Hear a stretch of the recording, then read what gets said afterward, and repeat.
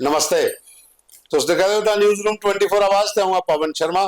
नवी सरकार ते लोकें दे मुद्दे जिहड़ा प्रोग्राम है उहदे विच जियां अस अपने विधायक सदने आ, सरपंच सदने आ, डीडीसी मैंबर सदने आ।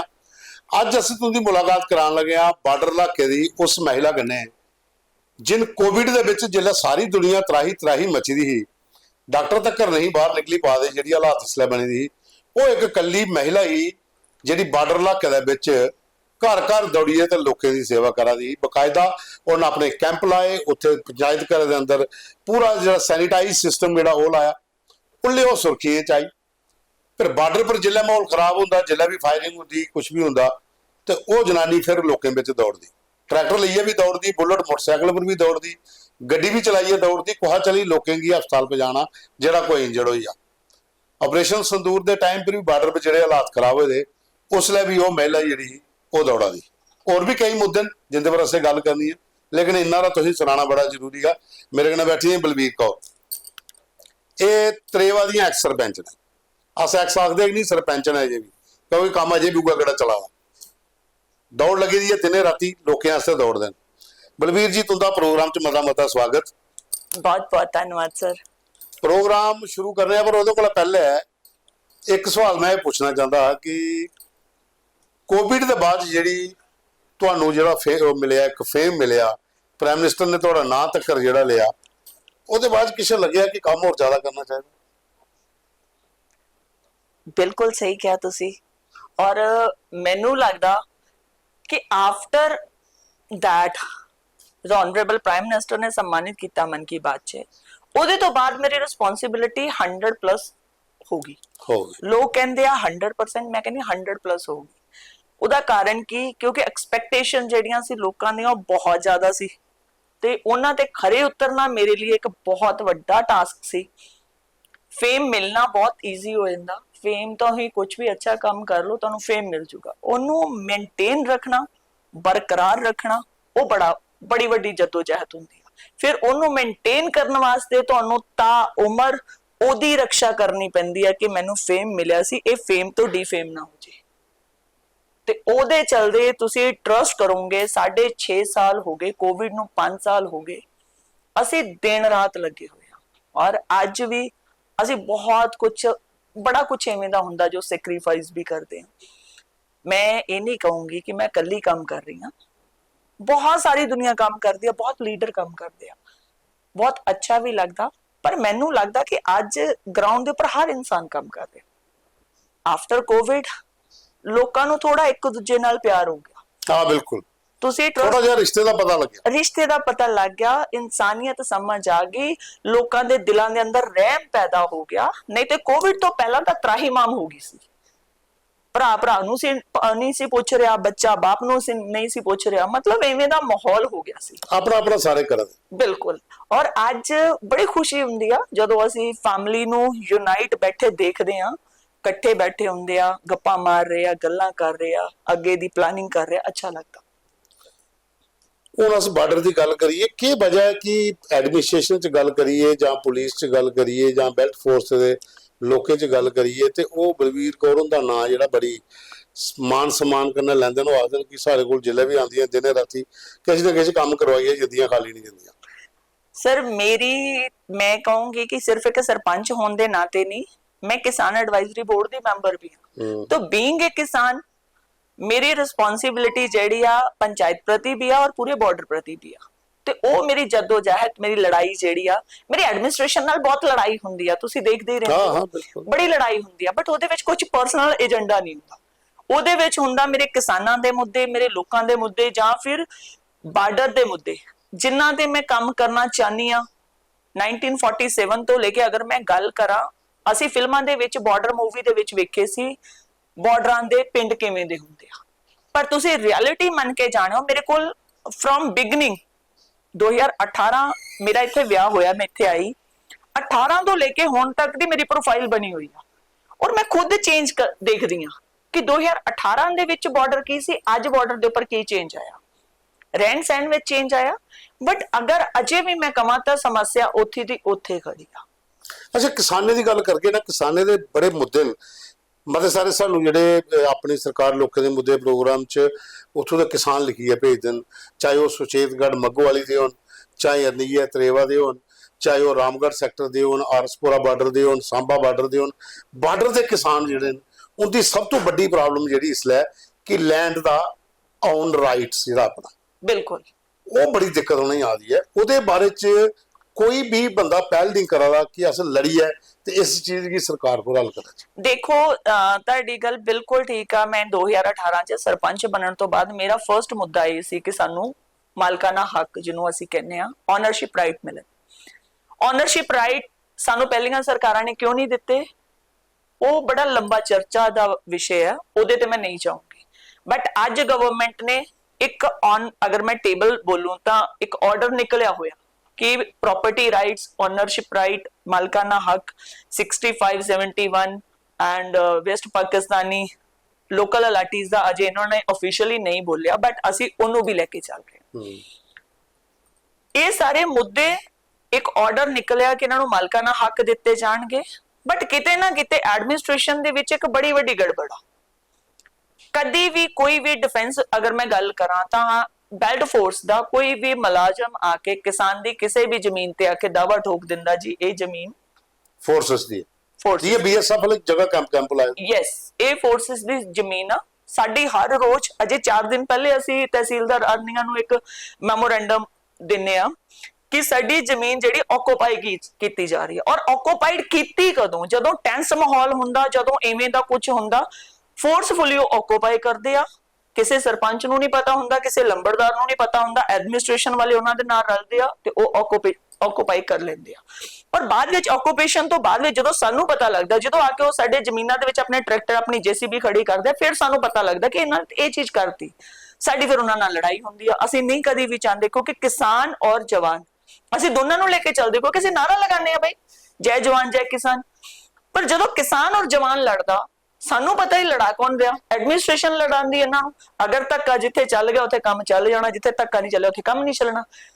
ਇਹ ਆਪਣਾ ਪੱਲਾ ਝਾੜਦੇ ਆ। ਇਹ ਸਿਰਫ ਆਪਣੇ ਸੀਨੀਅਰ ਅਧਿਕਾਰੀਆਂ ਨੂੰ ਓਬਲਾਈਜ਼ ਕਰਨ ਵਾਸਤੇ ਕਿਸਾਨਾਂ ਦੇ ਉੱਪਰ ਤਸ਼ੱਦਦ ਕਰਦੇ ਆ। ਅੱਜ ਅਗਰ ਮੈਂ ਗੱਲ ਕਰਾਂ ਓਨਰਸ਼ਿਪ ਰਾਈਟ ਦੀ, ਅਗਰ ਮੈਂ ਕਲੌਜ਼ ਆ ਕੁਛ ਇਹਨਾਂ ਨੇ ਰੱਖੇ ਹੋਏ ਵਿੱਚ, ਇਹ ਗਵਰਨਮੈਂਟ ਲੈਂਡ ਆ, ਇਹ ਕਸਟੋਡੀਅਨ ਲੈਂਡ ਆ, ਇਹ ਪ੍ਰਾਈਵੇਟ ਲੈਂਡ ਆ, ਇਹ ਕਾਫ ਦੀ ਜਗ੍ਹਾ ਜਿਹਨੂੰ ਅਸੀਂ ਕਹਿ ਦਿੰਦੇ ਆ।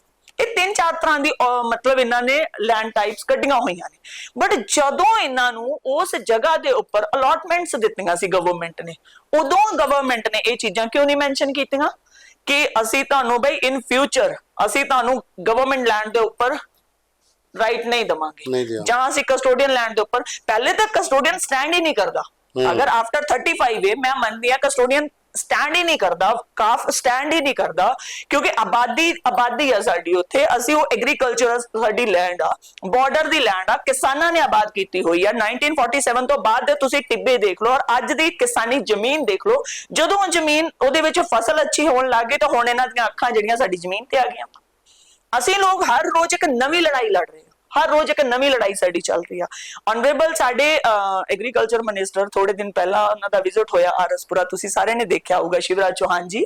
ਮੈਂ ਉਹਨਾਂ ਦੇ ਨੋਟਿਸ 'ਚ ਵੀ ਇਹ ਚੀਜ਼ ਲਿਆਂਦੀ ਔਰ ਮੈਂ ਇੱਕ ਚੀਜ਼ ਦੀ ਤਾਰੀਫ ਜ਼ਰੂਰ ਕਰੂੰਗੀ। ਵਾਹਿਦ ਇੱਕ ਇਹੋ ਜਿਹਾ ਮੈਂ ਮਿਨਿਸਟਰ ਦੇਖੇ ਕਿ ਜਿਨ੍ਹਾਂ ਨੇ ਡਾਕਟਰ ਜਤਿੰਦਰ ਜੀ ਨਾਲ ਮਿਲ ਕੇ ਨਾ ਦੋਨਾਂ ਦੀ ਰਾਏ ਦੇ ਨਾਲ ਉੱਥੇ ਔਨ ਦਾ ਸਪੌਟ ਆਰਸਪੁਰਾ ਐਸਡੀਐਮ ਨੂੰ ਬੁਲਾਇਆ ਗਿਆ, ਪੇਪਰ ਰਿਕਾਰਡ ਮੰਗਵਾਇਆ ਗਿਆ ਕਿ ਇਹ ਜੋ ਅਸੀਂ ਬੋਲ ਰਹੇ ਹਾਂ ਇਹ ਹੈ ਕੀ, ਇਸ ਚੀਜ਼ ਦੇ ਉੱਪਰ ਗੱਲ ਕਰਨ ਵਾਸਤੇ। ਉਹ ਚੀਜ਼ਾਂ ਬੜੀਆਂ ਅੱਛੀਆਂ ਲੱਗੀਆਂ ਔਰ ਉਸ ਦਿਨ ਤੁਸੀਂ ਟਰਸਟ ਕਰੋਗੇ ਫਰੋਮ ਦੈਟ ਡੇ ਟਿਲ ਨਾਓ 2 ਦਿਨ ਹੋ ਗਏ ਕੈਂਪ ਲੱਗ ਰਿਹਾ ਕਿ 2000 ਕਿਸਾਨਾਂ ਦਾ ਮੁੱਦਾ ਕੀ ਆ ਰਿਹਾ ਸੀ ਕਿ ਸਾਨੂੰ 2000 ਰੁਪਏ ਜਿਹੜਾ ਸਨਮਾਨ ਨਿਧੀ ਮਿਲ ਰਹੀ ਆ ਉਹ ਸਾਨੂੰ ਨਹੀਂ ਮਿਲ ਰਹੀ। ਉਹ ਕਾਰਨ ਕੀ? ਕਾਫੀ ਸਮੇਂ ਦੀ ਬੰਦ ਹੋਈ। ਉਹ ਕਾਰਨ ਕੀ ਸੀ? ਉਹ ਤੁਹਾਨੂੰ ਸਾਰਿਆਂ ਨੂੰ ਪਤਾ ਕਿ ਸਾਡੇ ਕੋਲ ਓਨਰਸ਼ਿਪ ਰਾਈਟ ਨਹੀਂ ਸੀ ਹੈਗੇ। ਬਟ ਜਦੋਂ ਦਾ ਸ਼ਿਵਰਾਜ ਚੌਹਾਨ ਔਰ ਡਾਕਟਰ ਜਤਿੰਦਰ ਜੀ ਨੇ ਇਹ ਚੀਜ਼ਾਂ ਬੋਲੀਆਂ ਨੇ, ਉਸ ਦਿਨ ਦਾ ਉਹਨਾਂ ਦਾ ਵਰਕ ਜਿਹੜਾ ਉਹ ਸਟਾਰਟ ਹੋ ਗਿਆ। ਕਮਿਸ਼ਨਰ ਐਗਰੀਕਲਚਰ ਜਿਹੜੇ ਪ੍ਰਿੰਸੀਪਲ ਸੈਕਟਰੀ ਸਾਡੇ ਸ਼ੈਲੇਂਦਰ ਕੁਮਾਰ ਜੀ, ਉਹਨਾਂ ਦੀ ਅਗਵਾਈ ਅਨੁਸਾਰ ਇਹ ਸਾਰਾ ਸਿਸਟਮ ਸਾਡਾ ਚੱਲ ਰਿਹਾ। ਮਤਲਬ ਗਵਰਨਮੈਂਟ ਸੀਰੀਅਸ ਹੈਗੀ ਆ। 10 ਸਾਲ ਹੋ ਗਏ ਸਾਨੂੰ ਕੰਮ ਕਰਦਿਆਂ, 4-5 ਸਾਲ ਸਾਡੇ ਐਵੇਂ ਵੇਸਟ ਹੋ ਗਏ। ਕੋਵਿਡ 'ਚ 2 ਸਾਲ ਚਲੇ ਗਏ। ਜਿਹੜਾ ਹੁਣ ਤੁਸੀਂ ਕੈਂਪ ਲਾਇਆ, ਰੀਅਸ ਕੈਂਪ ਲੱਗਿਆ ਦਾ ਜਿਹੜਾ 2 ਦਿਨ ਦਾ, ਹਾਂਜੀ, ਇਸ ਕੈਂਪ ਦੇ ਵਿੱਚ ਕਿਆ ਕਿਸਾਨਾਂ ਦਾ ਓਨਰਸ਼ਿਪ ਰਾਈਟ ਐਂਡ ਸਨਮਾਨ ਨਿਧੀ ਜਿਹੜੀ ਹੈ ਉਹ ਸਭ ਹੋਏਗਾ? ਯੈਸ, ਓਨਰਸ਼ਿਪ ਰਾਈਟ ਵਾਸਤੇ ਡਾਕੂਮੈਂਟੇਸ਼ਨ ਅਸੀਂ ਇਹਨਾਂ ਤੋਂ ਲਿਆ ਕਿ ਸਾਡੀ ਡਾਕੂਮੈਂਟੇਸ਼ਨ ਕੀ ਚਾਹੀਦੀ ਆ, ਸਾਡੀ ਉਸ ਟਾਈਮ ਦਾ ਜਿਹੜਾ ਸਾਡੀ ਅਲਾਟਮੈਂਟ ਆ ਉਹ ਜ਼ਰੂਰੀ ਆ, ਔਰ ਉਹ ਚੀਜ਼ਾਂ ਅਸੀਂ ਡਾਕੂਮੈਂਟ ਹੁਣ ਇਕੱਠੇ ਕਰ ਰਹੇ ਹਾਂ। 15 ਦਿਨ ਦਾ ਅਸੀਂ ਇਹਨਾਂ ਤੋਂ ਟਾਈਮ ਮੰਗਿਆ ਕਿ ਵਿਦਨ 15 ਡੇਜ਼ ਅਸੀਂ ਸਾਰੇ ਡਾਕੂਮੈਂਟ ਕੰਪਲੀਟ ਕਰਕੇ ਸਬਮਿਟ ਕਰਾਂਗੇ। ਸੈਕਿੰਡ ਜਿਹੜਾ 2000 ਵਾਲਾ ਉਹਨੂੰ ਐਗਰੀਕਲਚਰ ਅਗਰ ਮੈਂ ਬੋਲਾਂ ਰੀ ਵੈਰੀਫਿਕੇਸ਼ਨ ਜਿਹੜੀ ਆ ਉਹ ਚੱਲ ਰਹੀ ਆ, ਉਹਦੇ ਵਿੱਚ ਉਹ 2000 ਕਿਹੜੇ ਕਿਸਾਨ ਲੈ ਰਹੇ ਸੀ, ਕੋਈ ਜੌਬ ਹੋਲਡਰ ਵੀ ਲੈ ਰਹੇ ਸੀ 4th ਕਲਾਸ ਤੱਕ, ਜਿਹੜੇ 10,000 ਤੋਂ ਉੱਪਰ ਸੈਲਰੀ ਪਾ ਰਹੇ ਆ ਉਹਨਾਂ ਸਾਰਿਆਂ ਦਾ ਕੱਟ ਰਹੇ ਆ, ਔਰ ਉਸ ਤੋਂ ਨੀਚੇ ਜਿਹੜਾ ਉਹਨਾਂ ਸਾਰਿਆਂ ਨੂੰ ਵੈਰੀਫਾਈ ਕਰ ਰਹੇ ਆ। ਅਜੇ ਫਰਦਰ ਆਰਡਰ ਕੀ ਆ ਉਹ ਇਹਨਾਂ ਨੇ ਸਾਨੂੰ ਅਜੇ ਕਲੀਅਰ ਨਹੀਂ ਕੀਤਾ। ਇੱਕ ਹੋਰ ਮੁੱਦਾ ਕਿਸਾਨਾਂ ਦਾ ਜਿਹੜਾ ਬੜੇ ਜ਼ਿਆਦਾ ਸਾਨੂੰ ਆਉਂਦੇ ਨੇ ਕਿ ਟੇਲ ਐਂਡ ਥੋੜੀ ਪਾਣੀ ਨਹਿਰਾਂ ਦਾ ਨਹੀਂ ਪੁੱਜਦਾ, ਰਸਤੇ 'ਚ ਆਕੂਪੇਸ਼ਨ ਬੜੀ ਜ਼ਿਆਦਾ, ਨਹਿਰਾਂ ਪਰ ਇਨਕਰੋਚਮੈਂਟ ਬੜੀ ਹੈ, ਮਾਈਨਰਸ ਜਿਹੜੇ ਬਣੇ ਦੇ ਨੇ ਨਹਿਰ 'ਚ ਉਹਦੀ ਡੀਸਿਲਟਿੰਗ ਨਹੀਂ ਹੁੰਦੀ, ਉੱਥੇ ਗੰਦਵਾੜਾ ਪੈਦਾ, ਕੋਈ ਸਫਾਈ ਇਰੀਗੇਸ਼ਨ ਦੀ ਵੱਖਰੀ ਨਹੀਂ ਹੁੰਦੀ, ਖੇਤਰਾਂ 'ਚ ਪਾਣੀ ਨਹੀਂ ਪੁੱਜਦਾ। ਉਹਦੇ ਬਾਅਦ 'ਚ ਲਗਾਣੇ ਪਾਉਂਦੇ ਪੰਪ ਸੈੱਟ ਚਲਾਉਂਦੇ ਆ, ਉਹਦਾ ਕਿਤੇ ਕਿਰਾਇਆ ਬੜਾ ਹੁੰਦਾ, ਦੂਆ ਲਾਈਟ ਪ੍ਰੋਪਰ ਨਹੀਂ ਆਉਂਦੀ, ਇਸ ਕਰੀਏ ਮਤੀ ਸਾਰੀ ਜ਼ਮੀਨ ਬਾਰਡਰ ਪਰ ਬੰਚੇ ਰਹੀ ਹੁੰਦੀ। ਉਹਦੇ ਵਾਸਤੇ ਤੁਸੀਂ ਕਿਹੜਾ ਸਟੈਪ ਆਪਣੇ ਬਾਰਡਰ ਵਾਸਤੇ ਲੋਕਾਂ ਵਾਸਤੇ, ਕਿਉਂਕਿ ਬੀਜੇਪੀ ਦੀ ਸਰਕਾਰ ਸੈਂਟਰ 'ਚ ਹੈ, LG ਸਾਹਿਬ ਇੱਥੇ ਨੇ, ਸਰਕਾਰ ਬਾਹਰ NC ਦੀ ਹੈ, ਲੇਕਿਨ LG ਸਾਹਿਬ ਇੱਥੇ ਨੇ, ਕਿਸਾਨਾਂ ਵਾਸਤੇ ਕਿ ਇਹਦੇ ਵਾਸਤੇ ਕੀਤਾ ਜਾਏ? ਦੇਖੋ ਜਿਹੜੇ ਸਾਡੇ, ਅਗਰ ਮੈਂ ਕਨਸਟੀਟੂਐਂਸੀ ਦੇ ਵਿਧਾਇਕ ਬੋਲਾਂ ਰਾਜੀਵ ਭਗਤ ਜੀ, ਉਹਨਾਂ ਦੇ ਨੋਟਿਸ 'ਚ ਅਸੀਂ ਇਹ ਚੀਜ਼ ਲਿਆਂਦੀ, ਔਰ ਉਹਨਾਂ ਨੇ ਵਾਹਿਦ ਇੱਕ ਇਹੋ ਜਿਹਾ MLA ਜਿਨ੍ਹਾਂ ਨੇ ਨਹਿਰਾਂ ਦੇ ਕੋਲ ਖਲੋ ਕੇ, ਪੂਰੇ ਬਾਰਡਰ ਦੀ ਗੱਲ ਕਰਾਂ, ਪੂਰੇ ਬਾਰਡਰ ਦੀ ਨਹਿਰਾਂ ਦੀ, ਪੂਰੇ ਬਾਰਡਰ ਦੀ, ਉਹਨਾਂ ਨੇ ਪੂਰੇ ਬਾਰਡਰ ਦੀਆਂ ਨਹਿਰਾਂ ਨੂੰ ਨਾ ਆਪ ਉਹਨਾਂ ਨੇ ਮੁਆਇਨਾ ਕੀਤਾ। ਬਹੁਤ ਅੱਛਾ ਲੱਗਿਆ ਕਿ ਐਟਲੀਸਟ ਇਹਨਾਂ ਨੂੰ ਪਤਾ ਕਿ ਬਾਰਡਰ ਦੀਆਂ ਨਹਿਰਾਂ ਸਾਡੀਆਂ ਸਾਫ਼ ਹੋਣੀਆਂ ਚਾਹੀਦੀਆਂ, ਤਾਂ ਹੀ ਪਾਣੀ ਟੇਲ ਐਂਡ ਤੱਕ ਪਹੁੰਚੂਗਾ। ਬਟ ਕੁਝ ਜਗ੍ਹਾਵਾਂ ਐਸੀਆਂ ਨੇ, ਅਸੀਂ ਇਹਨਾਂ ਡਿਪਾਰਟਮੈਂਟ ਨੂੰ ਵੀ ਨੋਟਿਸ ਦੇ ਲਿਆਂਦਾ, MLA ਸਾਹਿਬ ਦੇ ਨੋਟਿਸ 'ਚ ਵੀ ਲਿਆਂਦਾ ਕਿ ਇਨਕਰੋਚਮੈਂਟ ਬਹੁਤ ਜ਼ਿਆਦਾ ਹੋ ਗਿਆ, ਵਾਈਡਰ ਟਾਈਪ ਦੀ ਜਿਹੜੀ ਆ ਇਨਕਰੋਚਮੈਂਟ ਆ, ਸਾਡੀਆਂ ਜਿਹੜੀਆਂ ਨਹਿਰਾਂ ਉਹ ਬਹੁਤ ਜ਼ਿਆਦਾ ਸ਼ਰਿੰਕ ਹੋ ਗਈਆਂ, ਬਹੁਤ ਛੋਟੀਆਂ ਹੋ ਗਈਆਂ, ਟੇਲ ਐਂਡ ਤੱਕ ਪਾਣੀ ਪਹੁੰਚਣਾ ਬਹੁਤ ਮੁਸ਼ਕਿਲ ਆ। ਕਾਰਨ ਉਹਦਾ ਇਹੀ ਆ ਕਿ ਸਾਡੇ ਕੋਲ ਨਹਿਰਾਂ ਬਚੀਆਂ ਨਹੀਂ। ਅੱਜ ਮੈਂ ਅਗਰ ਇੱਕ ਛੋਟੀ ਜਿਹੀ ਤੁਹਾਨੂੰ ਐਗਜ਼ਾਮਪਲ ਦਿੰਦੀ ਹਾਂ, ਤ੍ਰੇਵਾ ਮਾਈਨਰ 'ਚ ਮੈਂ ਪਿਛਲੇ 7 ਸਾਲ ਤੋਂ ਪਾਣੀ ਨਹੀਂ ਦੇਖਿਆ, ਔਰ ਆ ਹੀ ਨਹੀਂ ਸਕਦਾ ਮਾਈਨਰ ਰਿਹਾ ਹੀ ਨਹੀਂ, ਉਹ ਬਿਲਕੁਲ ਛੋਟੀ ਬਲਕਿ ਨਾਲੀ ਉਹ ਨਾਲੀ ਬਣ ਗਈ, ਔਰ ਅੱਗੇ ਜਿਹੜੀ ਕੱਚੀ ਬਚੀ ਸੀ ਉਹ ਲੋਕਾਂ ਨੇ ਇਨਕਰੋਚ ਕਰ ਲਈ, ਔਰ ਡਿਪਾਰਟਮੈਂਟ ਉਹਦੇ 'ਚ ਉਹਨਾਂ ਨੇ ਇਨਵੋਲਵਮੈਂਟ ਹੀ ਨਹੀਂ ਕੀਤੀ, ਲੋਕਾਂ ਨੇ ਇਨਕਰੋਚ ਕਰਤੀ, ਉਹਨਾਂ ਨੇ ਨਹਿਰੀ ਬੰਦ ਕਰਤੀ, ਖਤਮ ਹੋ ਗਿਆ ਉਹ। ਫਿਰ ਉਸ ਤੋਂ ਬਾਅਦ ਅਗਰ ਮੈਂ ਟੇਲ ਐਂਡ ਦੀ ਗੱਲ ਕਰਾਂ, ਬਾਰਡਰ ਦੀ ਲਾਈਨ ਟਿਲ ਜੱਬੋਵਾਲ ਅਗਰ ਮੈਂ ਗੱਲ ਕਰਾਂ, ਆਰਸਪੁਰਾ ਵਾਲੀ ਸਾਈਡ ਸਹੀ ਨੂੰ ਇਸ ਟਾਈਮ ਪਾਣੀ ਜਾ ਰਿਹਾ, ਇਸ ਟਾਈਮ ਪਾਣੀ ਸਾਨੂੰ ਮਿਲ ਰਿਹਾ, ਪਰ ਅਸੀਂ ਇਹਨਾਂ ਦੇ ਅੱਗੇ ਰਿਕੁਐਸਟ ਕੀਤੀ ਹੈ, ਆਨਰੇਬਲ ਸਾਡੇ ਮਿਨਿਸਟਰ ਦੇ ਅੱਗੇ ਵੀ ਅਸੀਂ ਰਿਕੁਐਸਟ ਕੀਤੀ ਸੀ ਕਿ ਤੁਸੀਂ ਇਹਨਾਂ ਨੂੰ ਥੋੜਾ ਜਿਹਾ ਇਹਦਾ ਪ੍ਰੋਜੈਕਟ ਬਣਾਓ, ਨਹਿਰਾਂ ਖੁੱਲੀਆਂ ਕਰੋ। ਅਗਰ ਨਹਿਰਾਂ ਖੁੱਲੀਆਂ ਹੋਣਗੀਆਂ ਤਾਂ ਟੇਲ ਐਂਡ ਤੱਕ ਪਾਣੀ ਹੱਸ ਕੇ ਮਿਲੂਗਾ, ਔਰ ਹਰ ਕਿਸਾਨ ਨੂੰ ਨਹਿਰ ਦਾ ਪਾਣੀ ਲੱਗੂਗਾ। ਇਹ ਨਹੀਂ ਕਿ ਬਲਵੀਰ ਕੌਰ ਨੇ ਪਾਣੀ ਲਾ ਲਿਆ ਤੇ ਗਵਾਂਢੀ ਰਹਿ ਗਿਆ, ਇਹ ਵੀ ਨਹੀਂ ਹੋਊਗਾ, ਹਰ ਇਨਸਾਨ ਉਸ ਪਾਣੀ ਦਾ ਭਰਪੂਰ ਫਾਇਦਾ ਉਠਾਊਗਾ। ਤੁਸੀਂ ਦੇਖਿਆ ਹੋਊਗਾ, ਅਗਰ ਜਲ ਦੀ ਮੈਂ ਗੱਲ ਕਰਾਂ, ਸਿੰਧੂ ਜਲ ਦੀ, ਉਹਨੂੰ ਵੀ ਤਾਂ ਅਸੀਂ ਡਾਇਵਰਟ ਕਰਨਾ ਨਾ, ਉਹਨੂੰ ਵੀ ਤਾਂ ਅਸੀਂ ਆਪਣੇ ਵਿੱਚ ਲੈ ਕੇ ਆਣਾ, ਕਿਉਂਕਿ ਮੈਨੂੰ ਨਹੀਂ ਲੱਗਦਾ ਇਨ ਫਿਊਚਰ ਕਦੀ ਪਾਕਿਸਤਾਨ ਨੂੰ ਹਿੰਦੁਸਤਾਨ ਪਾਣੀ ਦਊਗਾ, ਤੇ ਉਹ ਸਾਡੇ ਲਈ ਅੱਛਾ, ਕਿਸਾਨਾਂ ਵਾਸਤੇ ਬਹੁਤ ਅੱਛਾ। ਉਹਦੇ ਵਾਸਤੇ ਕੀ ਹੋਊਗਾ ਕਿ ਕਿਸਾਨਾਂ ਨੂੰ ਭਰਪੂਰ ਪਾਣੀ ਮਿਲੂਗਾ, ਕਿਸਾਨ ਦੀ ਫਸਲ ਅੱਛੀ ਹੋਊਗੀ। ਜਿਹੜੀ ਬਾਸਪਤੀ ਦੀ ਖੁਸ਼ਬੂ ਅਸੀਂ ਖੋ ਚੁੱਕੇ ਹਾਂ ਬਿਕਾਜ਼ ਆਫ ਗਰਾਊਂਡ ਵਾਟਰ, ਕਿਉਂਕਿ ਸਾਨੂੰ ਹਮੇਸ਼ਾ ਚਨਾਬ ਦਾ ਪਾਣੀ ਜਿਹੜਾ ਠੰਡਾ ਚਾਹੀਦਾ ਕਿ ਵੈਟਲੈਂਡ ਨੂੰ ਸਿਲਟ ਹੋਏਗੀ, ਚਨਾਬ ਦੀ ਜਿਹੜੀ ਸਾਡੀ ਬਾਸਮਤੀ ਦੀ ਖੁਸ਼ਬੂ ਵਾਪਸ ਆਊਗੀ। ਔਰ ਉੱਤੇ ਮੈਂ ਇਲੈਕਟ੍ਰਿਸਿਟੀ ਦੀ ਗੱਲ ਕਰਦੀ ਹਾਂ, ਮੈਨੂੰ ਇੱਕ ਚੀਜ਼ ਅੱਜ ਤੱਕ ਸਮਝ ਨਹੀਂ ਆਈ PDD ਡਿਪਾਰਟਮੈਂਟ ਦੀ, ਇਹਨਾਂ ਨੇ ਇਹਨੂੰ ਪ੍ਰਾਈਵੇਟ ਸੈਕਟਰ ਵੀ ਬਣਾਤਾ, ਬਟ ਸਟਿਲ ਇਹਨਾਂ ਦੇ ਕੋਲ ਅਜੇ ਤੱਕ ਇਹ ਕਨਸੈਪਟ ਹੀ ਕਲੀਅਰ ਨਹੀਂ ਹੋਇਆ ਕਿ ਬਾਰਡਰ ਨੂੰ ਅਸੀਂ ਕਿਵੇਂ ਅਲੱਗ ਰੱਖਣਾ। ਤੁਸੀਂ ਸਾਨੂੰ ਸਿਟੀ ਵਾਲਾ ਰੇਟ ਬਾਰਡਰ ਤੇ ਦੇ ਰਹੇ ਹੋ, ਕੀ ਤੁਸੀਂ ਸਾਨੂੰ ਫੈਸਿਲਿਟੀ ਸਿਟੀ ਵਾਲੀਆਂ ਦੇ ਰਹੇ ਹੋ ਬਾਰਡਰ ਤੇ? ਕੀ ਸਾਨੂੰ ਪ੍ਰੋਪਰ ਇਲੈਕਟ੍ਰਿਸਿਟੀ ਜਿੰਨੀ ਸਾਨੂੰ ਚਾਹੀਦੀ ਆ ਉਨੀ ਸਾਨੂੰ ਦੇ ਰਹੇ ਹੋ? ਕੀ ਤੁਸੀਂ ਸਾਡੀ ਕੰਪੈਰੀਜ਼ਨ ਜਿਹੜਾ ਸਿਟੀ ਨਾਲ ਕਰ ਰਹੇ ਹੋ? ਕੀ ਸਾਡੇ ਬੱਚੇ ਉਹਨੇ ਸੈਟਲਡ ਹੈਗੇ ਆ, ਸਾਡੀਆਂ ਫੈਮਿਲੀ ਉਹਨੀਆਂ ਸક્ષਮ ਹੈਗੀਆਂ ਕਿ ਅਸੀਂ ਸਿਟੀ ਨਾਲ ਕੰਪੀਟ ਕਰ ਪਾਈਏ? I don't know ਕਿ why they don't want to understand these things. ਮੈਂ 50 ਵਾਰ ਉਹਨਾਂ ਨੂੰ ਇੱਕੋ ਚੀਜ਼ ਪੁੱਛੀ ਆ ਕਿ ਤੁਸੀਂ ਅੱਜ ਨਹੀਂ, ਕੋਈ 25-30 ਸਾਲ ਪੁਰਾਣੇ ਬਿੱਲ ਆ ਲੋਕਾਂ ਦੇ, ਉਹ ਬਿੱਲ ਕਿਵੇਂ ਵਧੇ? 2.5 3 ਲੱਖ ਇੱਕ ਕਿਸਾਨ ਦੇ ਉੱਪਰ ਬਿੱਲ ਆ। ਉਹ ਕਾਰਨ ਕੀ ਆ ਬਿੱਲਾਂ ਦਾ? ਉਹ ਇਹੀ ਕਾਰਨ ਆ ਇਥੋਂ ਦੀ ਲੀਡਰਸ਼ਿਪ ਕੁਆਲਿਟੀ ਜਿਹੜੀ ਅੱਜ ਤੋਂ 25-30 ਸਾਲ ਪਹਿਲੇ ਸੀ। ਉਹਨਾਂ ਨੇ ਕੁਝ ਨਹੀਂ, ਲੋਲੀਪੌਪ ਦਿੱਤੇ ਕਿਸਾਨਾਂ ਤੋਂ, ਆਪਣੇ ਵੋਟ ਬੈਂਕ ਬਣਾਇਆ, ਉਹਨਾਂ ਨੂੰ ਵੋਟ ਲਏ, ਪਾਣੀ ਫ੍ਰੀ ਕਰ ਦਾਂਗੇ, ਬਿਜਲੀ ਫ੍ਰੀ ਕਰ ਦਾਂਗੇ, ਕਿਸਾਨ ਉਹਨਾਂ ਦੇ ਭਰਮ ਚਰੇ। ਇਹ ਵਾਲੀ ਗਵਰਨਮੈਂਟ ਆਈ, ਇਹਨਾਂ ਨੇ ਪ੍ਰੋਪਰ ਜਿਹੜਾ ਸਾਰਾ ਜਦੋਂ ਚੈੱਕਆਊਟ ਕੀਤਾ, ਜਿੰਨਾ ਇੱਥੇ ਬਲੈਕ ਮਾਰਕੀਟਿੰਗ ਜੋ ਵੀ ਸੀ ਉਹਦੇ ਤੇ ਵਾਰ ਕੀਤਾ, ਨਾਲ ਦੀ ਨਾਲ ਉਹ ਬਿੱਲ ਵੀ ਬਾਹਰ ਆ ਗਏ ਸਾਰੇ। ਉਸ ਟਾਈਮ ਕਿਸਾਨ ਬਿੱਲ ਦਿੰਦੇ ਸੀ, ਇਹਨਾਂ ਦੇ ਜਿਹੜੇ ਆਫੀਸਰ ਸੀ ਉਹ ਕੈਸ਼ ਲੈਂਦੇ ਸੀ ਬਿੱਲ, ਖਜ਼ਾਨੇ 'ਚ ਜਾਂਦਾ ਹੀ ਨਹੀਂ ਸੀ, ਖਜ਼ਾਨੇ 'ਚ ਨਹੀਂ ਗਿਆ। ਉਹਦੇ 'ਚ ਕਿਸਾਨਾਂ ਦੀ ਗਲਤੀ ਹੈ ਜਾਂ ਡਿਪਾਰਟਮੈਂਟ ਦੀ ਗਲਤੀ ਆ? ਪਰ ਅੱਜ ਕੱਲਾ ਕਿਸਾਨ ਹੀ ਕਿਉਂ ਭੁਗਤੇ ਉਸ ਚੀਜ਼ ਨੂੰ? ਅਸੀਂ ਇਹਨਾਂ ਨੂੰ ਪਿਛਲੇ 5 ਸਾਲ ਤੋਂ ਮੈਂ ਰਿਕੁਐਸਟ ਕਰ ਰਹੀ ਹਾਂ ਕਿ ਤੁਸੀਂ ਇੱਕ ਵਾਰ ਕਿਸਾਨ ਨੂੰ ਫ੍ਰੀ ਕਰ ਦਿਓ। ਕਿਸਾਨ ਪੈਸਾ ਦੇਣ ਤੋਂ ਨਹੀਂ ਡਰਦਾ। ਕਿਸਾਨ ਕਹਿੰਦਾ ਮੈਂ ਮਿਹਨਤ ਕਰ ਰਿਹਾ, ਮੈਂ ਬਿੱਲ ਪੇ ਕਰੂੰਗਾ, ਕੋਈ ਪ੍ਰੋਬਲਮ ਨਹੀਂ। ਬਟ ਇਹਦਾ 2.5-3 ਲੱਖ ਰੁਪਇਆ ਮੇਰਾ ਖੇਤਾਂ ਦਾ ਬਿੱਲ ਬਣਿਆ, ਇਹਨੂੰ ਮਾਫ ਤਾਂ ਕਰੋ। ਇੱਕ ਵਾਰ ਮਾਫ ਕਰਕੇ 5 ਸਾਲ ਤੋਂ ਅਗਰ ਤੁਸੀਂ ਮਾਫ ਕੀਤਾ ਹੁੰਦਾ ਤੇ ਅੱਜ ਕਿੰਨਾ ਰੈਵਨਿਊ ਜਨਰੇਟ ਹੋ ਜਾਣਾ ਸੀ। ਪਰ ਇਹ ਆਪਣੀ ਜਿੱਦ ਤੇ ਅੜੇ ਹੋਏ ਆ। ਆਖਰੀ ਸਵਾਲ ਹੈ ਕਿ ਮੰਡੀ ਲੱਗਦੀ ਹੈ ਕਰੇਵਾ ਚ, ਜੱਬੋਵਾਲ ਚ, ਸਹੀ ਚ, ਇਸ ਵਾਰੀ ਨਹੀਂ ਲੱਗੀ। ਉਹਦਾ ਕਾਰਨ ਬਹੁਤ ਵੱਡਾ, ਇਹਦੇ 'ਚ ਵੀ ਮਾਫੀਆ ਬੈਠਾ ਹੋਇਆ। ਅਗਰ ਮੈਨੂੰ ਕੋਈ ਡਰ ਨਹੀਂ ਇਸ ਚੀਜ਼ ਦਾ, ਕਿਉਂਕਿ ਇਹਨਾਂ ਨੇ ਇਹਨੂੰ ਟੈਂਡਰ ਸਿਸਟਮ ਕਰਤਾ। ਅਰਨੀਆਂ ਦੀ ਮੰਡੀ ਜਾ ਕੇ ਸਲੈਡ ਲੱਗ ਰਹੀ ਆ, ਅਰਨੀਆਂ ਦੀ ਮੰਡੀ ਜਾ ਕੇ ਬਿਸ਼ਨਾ ਲੱਗ ਰਹੀ ਆ।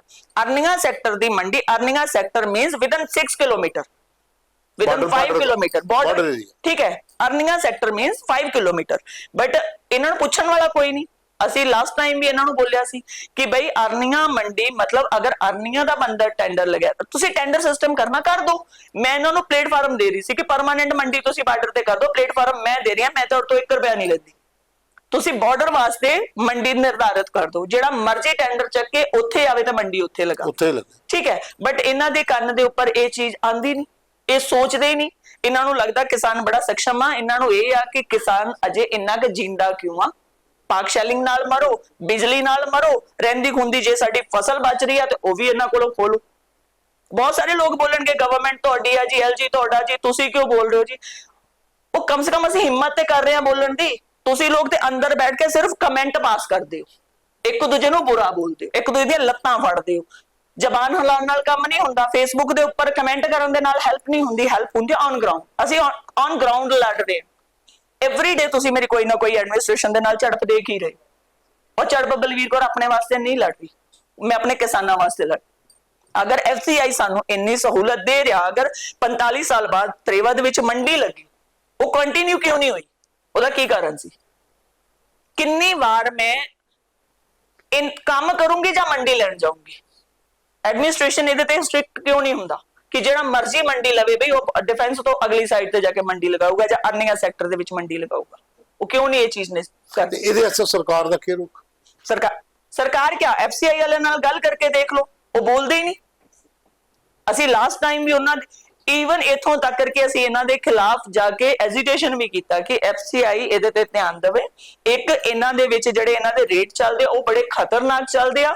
ਜਿਹੜਾ ਤੁਸੀਂ ਇੱਕ ਫਰਮ ਨੂੰ 15 ਮੰਡੀਆਂ ਦੇ ਦਿੰਦੇ ਹੋ, ਇੱਕ ਕੱਲੀ ਫਰਮ ਆ ਕੇ ਸਲੈਡ ਦੀ ਮੰਡੀ, ਅਰਨੀਆਂ ਦੀ ਮੰਡੀ, ਬਿਸ਼ਨਾਹ ਦੀ ਮੰਡੀ, ਆਰਸਪੁਰਾ ਦੀ ਮੰਡੀ, ਉਹ ਇੱਕੋ ਜਗ੍ਹਾ ਜਾ ਕੇ ਲਗਾ ਰਿਹਾ ਔਰ ਇੱਕੋ ਫਰਮ ਮੰਡੀਆਂ ਲੈ ਰਹੀ ਆ।